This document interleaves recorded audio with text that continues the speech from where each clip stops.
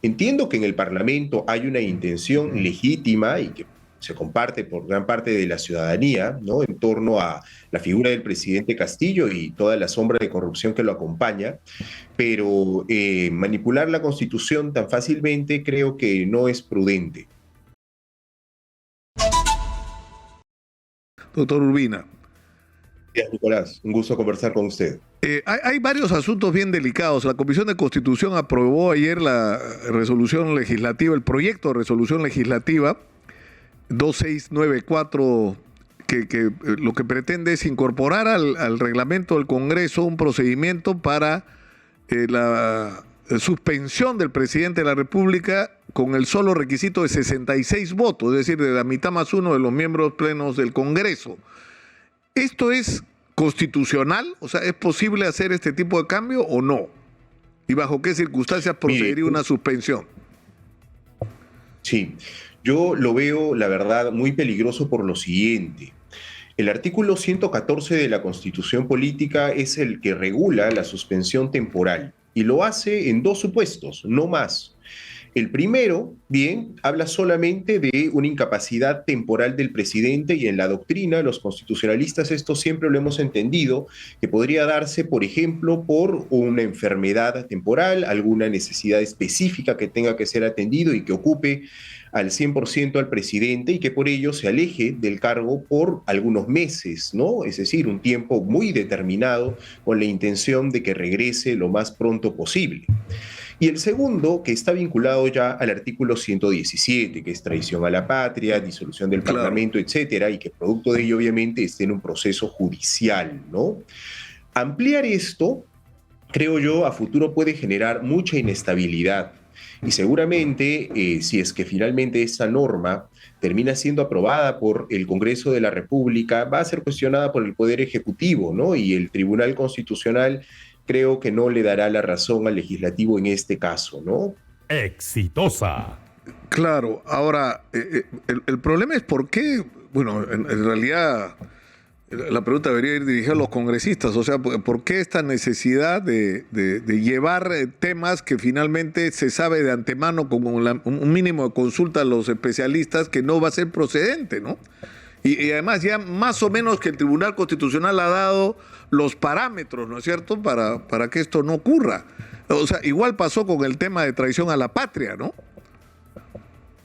Más o menos, sí, pues mire, hay muchas figuras en nuestra Constitución que aún no han sido desarrolladas constitucionalmente y es importante que se desarrollen, incluido el de traición a la patria, como también la incapacidad, o perdón, la suspensión temporal del presidente.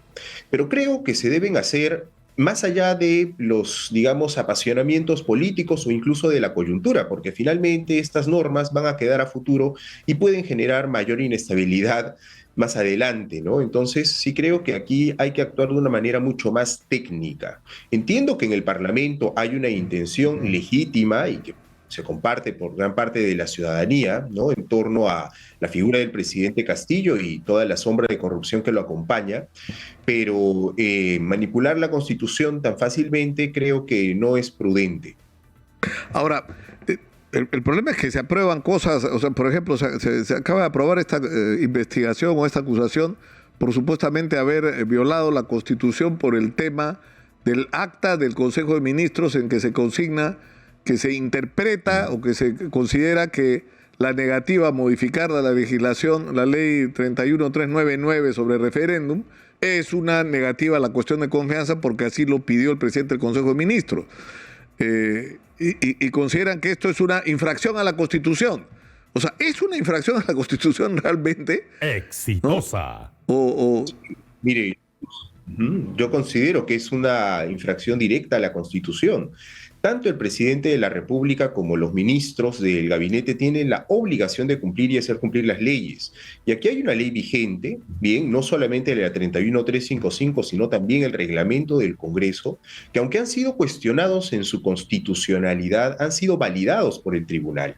Uno puede estar en contra de una ley, pero tiene que cumplirla.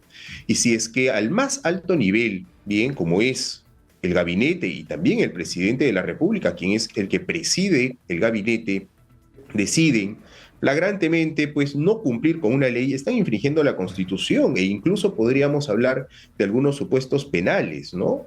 Claro, pero acá de lo que se está hablando es que lo que ellos han dicho es, y lo acaba de ratificar Guillermo Bermejo, que de alguna manera actúa como vocero del gobierno, es que ellos van a aceptar la resolución del Tribunal Constitucional que dice que no se considera válida. Es lo que va a pasar, ¿no? Ya la medida cautelar es un anuncio de lo que va a pasar, ¿no?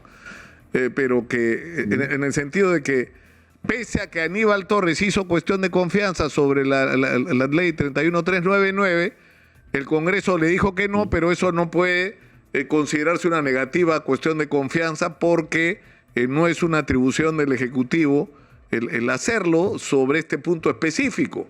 Ahora, pero es una disputa que supuestamente va a resolver el Tribunal Constitucional. Lo que no entiendo es en qué punto esto consiste, se convierte en una infracción. Porque no están diciendo no vamos a cumplir la ley 31399, ¿no? Ya, pero lo que no han hecho es cumplir la 31355. Y de hecho, ahora el Tribunal Constitucional se tendrá que pronunciar porque ellos han decidido no cumplirla.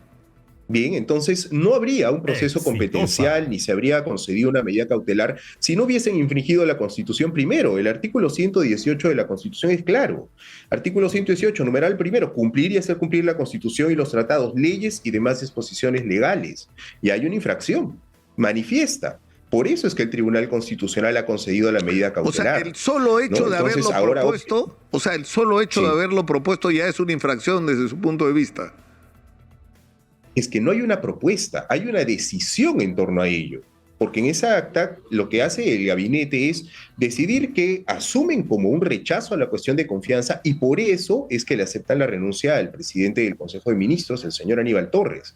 Entonces, allí no es un acto de propuesta, es más bien un acto decisorio que ha llevado que incluso a una consecuencia para ellos, que ha sido la renuncia del señor Torres. Claro, o sea, renuncia a Aníbal Torres porque nos han negado la confianza, porque, y lo que usted dice, al hacerlo, están, digamos, violando la Constitución en el punto que se están tomando una atribución que la Constitución no les da, ¿no es cierto? Que es una competencia, en este caso, exclusiva del Congreso. Así es, ¿no? Entonces, claro, ahora obviamente, entiendo, el señor Bermejo ha dicho que van a cumplir con la sentencia del tribunal.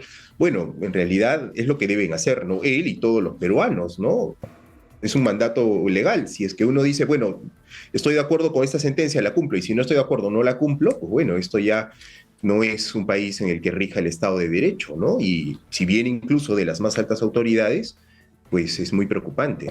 Ahora, con respecto al adelanto de elecciones que también ha sido aprobado, o sea, ha sido aprobado en realidad la admisión a debate del tema de la cuestión de confianza, ¿no? ¿Cuál es el juicio que usted tiene, perdón, qué cuestión de confianza, el adelanto de elecciones?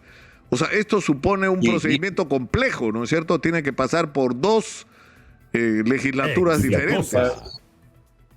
Efectivamente, el mandato que tiene tanto el presidente como el de los congresistas es por 5 años. Sin embargo, como ya ha pasado en el Perú, en el año 2000 específicamente, a partir de una reforma de la Constitución se podría acortar el mandato. Pero esto tiene que ser visto pues, por 66 congresistas en una aprobación del Pleno más referéndum o la aprobación por 87 en 2 legislaturas consecutivas. Es un proceso más complejo. Jurídicamente es perfectamente válido en la medida en que se cumpla con el plazo y los votos necesarios. Políticamente también tiene eso una lectura. Creo yo que es lo más saludable para una crisis permanente y que a mi juicio no está en el mejor momento, sino todo lo contrario, ¿no? Creo que se está agudizando y lo que vendrá es mayor confrontación. Bueno, todo indica que sí. Le agradezco, doctor Urbina, ha sido usted muy gentil.